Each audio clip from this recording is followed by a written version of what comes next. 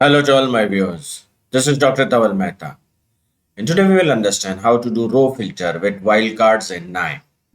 So for this, we will go in the canvas of KNIME. This time, I will activate the table creator. Double click on it.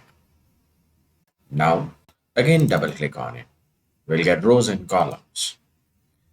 I will insert some numbers. Let's say these are the age of the people. Now, I will insert the wildcard, which is a question mark here.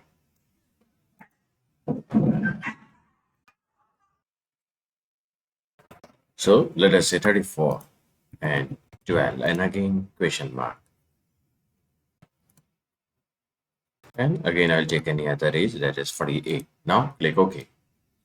Right click on it and execute. Let us see the manually created table. So it is having question marks. Now I want to filter this row 5 and row 8. So for this, I'll use row filter. Double click on it.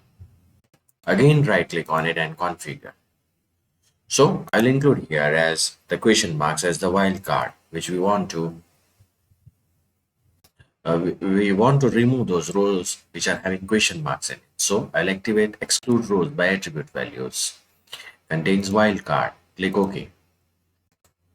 Execute. Now let us see the filter table.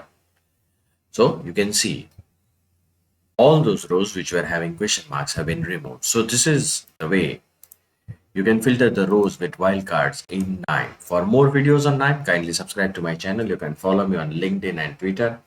Please refer my playlist in which I have already uploaded many videos on KNIME.